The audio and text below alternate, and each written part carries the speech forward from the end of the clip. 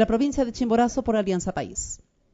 Realmente para mí es una gran satisfacción en este día y en esta tarde cerrar este ciclo de los 2 primeros años de esta administración con un tema de trascendental importancia para los ecuatorianos y ecuatorianas, como es precisamente el dotarle al país, a los abogados, a los operadores de justicia, a los jueces, de un Código Orgánico General de Procesos. Dejar atrás ese Código de Procedimiento Civil que fuera expedido en el año de 1938, es decirle sí al cumplimiento precisamente de la Constitución que fuera aprobada en Montecristi y que los diputados del 98 lamentablemente hicieron caso omiso a ese mandato constitucional para que se adecúe, se expida, se modernice o se vuelva a dictar las leyes dejando atrás el sistema escrito para pasar al sistema oral, como ya lo hicimos precisamente con el Código Orgánico Integral Penal. Por ello, yo digo, señora Presidenta, que es un gran honor, es una gran satisfacción tener que cerrar en este día con este importante proyecto al tratar precisamente el veto por parte del señor Presidente de la República al informe que aprobara esta Asamblea Nacional en sesiones de 10, 12 y 26 de marzo de este año. Hay que recordarles que usted, señora Presidenta, con oficio de 30 de marzo, remite al Presidente de la República y el señor Presidente de la República el 29 de abril del 2015 remite la objeción parcial a esta Asamblea, objetando a 83 artículos, muchos de ellos de redacción, otros de forma, como también de fondo. La Comisión de Justicia y Estructura del Estado que presido, en sesiones de 4 y 6 de mayo del 2015, abocó conocimiento y analizó respectivamente la objeción parcial remitida por el señor Presidente de la República, cuyo informe es el que ya la señora secretaria ha tenido la gentileza de dar lectura y se les ha puesto a consideración de todos ustedes en los correos que les pertenece. ¿Qué es lo que dice, señora Presidenta, en sí esta objeción parcial? Por un lado tenemos que la comisión se allana o sugiere a este pleno, porque el informe no es vinculante, un allanamiento total a 67 artículos, un allanamiento parcial a 4 y 12 ratificaciones. Pero veamos a qué hace referencia estos temas a los que estoy mencionando. En el primero, que tiene que ver al artículo 12 de la competencia del tribunal, designación y atribuciones de la o del juzgador ponente, la comisión ha considerado pertinente que sobre este artículo exista un allanamiento parcial y una ratificación. En el allanamiento parcial acogemos la objeción en cuanto a la regla de los autos interlocutorios y sobre la calificación del recurso de casación. Y en la ratificación, en el uso de los términos, comillas, autos de sustanciación, cierro comillas, y no decretos. Se expone el argumento en la siguiente objeción que a continuación vamos a dar a conocer.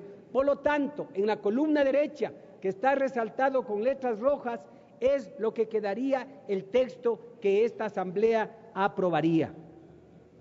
En el artículo 88, que hace referencia a las clases de providencias, se sugiere sustituir por parte del Ejecutivo la referencia al auto de sustanciación por decreto. La Comisión decide ratificarse por considerar que la objeción parcial no es la apropiada, si el ánimo era aclarar que el auto de sustanciación no requiere una amplia motivación. En el artículo 254, que habla de la revocatoria y la reforma, nosotros como Comisión de Justicia nos ratificamos porque esta tiene concordancia con la objeción al artículo 88, que no se acoge, porque se mantiene que los autos de sustanciación no pueden pasar a denominarse decretos. En el artículo 27, cuando se habla de la caución, la Comisión sugiere un allanamiento parcial y una ratificación al mismo tiempo. En cuanto al allanamiento, se acoge la excepción de que el Estado no tenga que caucionar, En cambio, en la ratificación, en la excepción de la caución en materia de niñez y adolescencia, porque inadmitir la recusación como se propone significaría que una de las partes no pueda recusar al juez en caso de conflicto de intereses. Imagínense ustedes lo que podría ocurrir, que el juez sea hermano, cuñado, amigo o enemigo de una de las partes y que no haya la posibilidad de recusarle. Sería una barbaridad. En el artículo 48, cuando hablamos de la oportunidad, la Comisión sugiere ratificarse porque el término, entre comillas, dentro, explica que puede ser en cualquier momento dentro de esos 10 días. ¿Qué es lo que dice el texto? En la columna derecha, oportunidad. En el caso de los procesos ordinarios, la tercería se propondrá dentro del término de 10 días después de la notificación de la convocatoria a audiencia de juicio. Es decir, que si hoy se convoca audiencia para de aquí a 20 días, desde mañana empezaría a recorrer esos 10 días para que puedan presentar la tercería. Por lo tanto, nos ratificamos. En el artículo 104, cuando hablamos de la homologación de sentencias, laudos arbitrales y actas de mediación expedidas en el extranjero, nos ratificamos en el artículo 104, pues en el texto propuesto se elimina el número 5, que se refiere a la homologación de las sentencias, laudos arbitrales y actas de mediación en general, lo cual se considera inconveniente. En el artículo 177, cuando hablamos de la forma de la prueba testimonial, aquí nos ratificamos en el numeral 7 de este artículo. La figura de testigo hostil es un verdadero avance que presenta el COGEB en cuanto a la práctica a la práctica testimonial. Quien llama a un testigo lo hace con el objetivo de que declare en beneficio de su teoría del caso, y al que por regla general debe efectuar examen directo sin la utilización de preguntas sugestivas. Pero este tipo de testigo, al ser hostil a su teoría del caso, conforma como la única opción para poder obtener información útil para la parte que necesita este testimonio. Por eso nos estamos ratificando en el numeral 7 del artículo 177. Sin embargo, también nos estamos allanando al numeral 9, que consta precisamente en el texto que ustedes pueden observar en pantalla. En lo que tiene que ver al artículo 307, que habla de la prescripción, la Comisión sugiere en este informe no vinculante, es decir, que ustedes pueden, si es que hay el pronunciamiento mayoritario, cambiar para allanarnos o ratificarnos en otros artículos. Señalamos que el paso del tiempo para presentar la demanda por la cual se extingue la acción para presentar demandas judiciales implica la prescripción de la acción y no la caducidad como se señala, pues la caducidad se refiere al hecho de que a pesar del paso del tiempo, el derecho todavía puede ser ejercido, lo cual no sucede al menos en materia tributaria, pues transcurrido el término para presentar la acción, el acto administrativo se convierte en firme y ejecutoriado. En tal virtud, creemos que debemos ratificarnos en el artículo 307. En el artículo 332, cuando hablamos de la procedencia que dice se tramitarán por el procedimiento sumario. Aquí tenemos un allanamiento parcial y una ratificación. En el allanamiento parcial se acoge la modificación sobre las controversias relativas a incapacidades y declaratoria de interdicción y guardas. Y en la ratificación, en mantener al divorcio contencioso dentro del procedimiento sumario.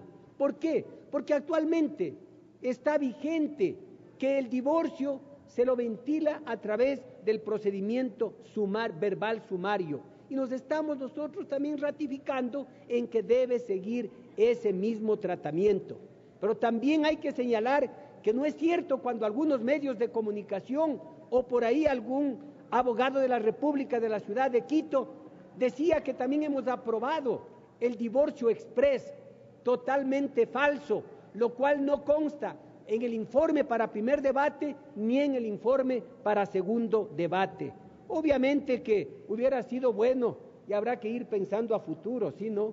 Habrá que ir pensando a futuro.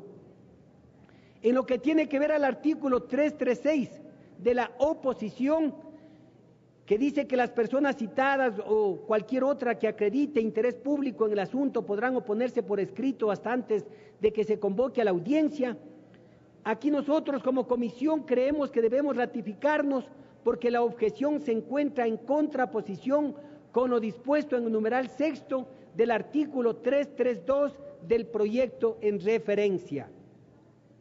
En la disposición reformatoria quinta, que hace mención al Código Civil, que dice el numeral 5, sustituyase el artículo 118 por el siguiente, la comisión consideró que debemos ratificarnos por las consideraciones ya expuestas sobre la improcedencia del juicio ordinario en caso de divorcio contencioso, porque estamos señalando que debe tramitarse en la vía sumaria y no en la vía ordinaria. En el artículo 351, cuando hablamos del inicio del proceso y contestación a la demanda, la comisión también sugiere a este Parlamento, a este Pleno, la ratificación, porque la objeción concuerda con el espíritu del Código, pero es necesario que se ordene, en primer lugar, que se practiquen las providencias preventivas y que además se mantenga la disposición de que se cite al demandado y se lo concede el término de 15 días para contestar la demanda, previsión que ha sido eliminada del texto propuesto por la objeción. Obviamente, motivo de análisis en este Parlamento. El artículo 389 habla de la inscripción del embargo. Nos estamos ratificando porque consideramos que no es procedente establecer el tipo penal al que correspondería la acción, pues estaría ampliando el tipo penal. En las disposiciones reformatorias, en la disposición reformatoria segunda al Código Orgánico de la Función Judicial, nos estamos ratificando. El Código Orgánico de la Función Judicial, en el artículo 130, numeral 9, prescribe que las y los jueces deben procurar la celeridad procesal, sancionando las maniobras dilatorias en que incurran las partes procesales o sus abogados y abogadas. En esta misma norma se prescribe que de la providencia de las juezas y jueces que impongan la sanción no habrá recurso. La imposibilidad de las y los abogados de ejercer su derecho a impugnar las decisiones judiciales que contengan sanciones lesiona la garantía constitucional prevista en el artículo 76, literal M de la Carta Fundamental, que prescribe el derecho de las personas a la defensa y permite recurrir los fallos o resoluciones en todos los procedimientos en los que se decida sobre sus derechos.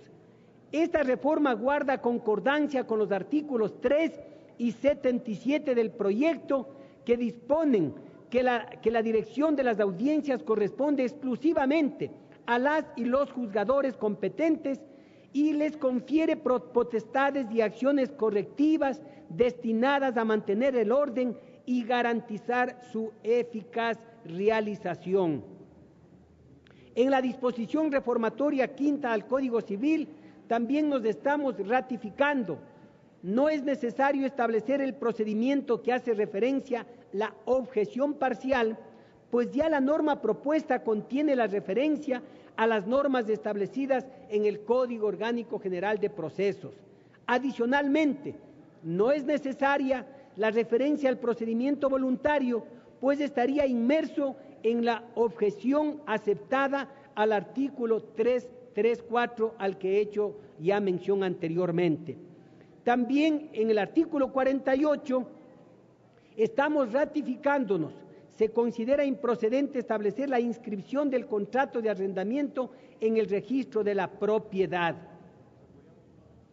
Eso en sí, señora presidenta, el texto que la Comisión de Justicia y Estructura del Estado ha presentado, y en consecuencia, señora presidenta, una vez que han sido expuestas aquí tanto por parte de la Secretaría como por quien en este momento ha dado a conocer cómo se encuentra el fundamento, el sustento, pido que se abra un debate y luego de ese debate posiblemente de algunas observaciones pueda posteriormente yo mocionar la aprobación de estas modificaciones o de estas ratificaciones y allanamientos a las que he expuesto en este pleno. Así que dejo a consideración de este pleno para que se pronuncien, señora presidenta. Muchísimas gracias.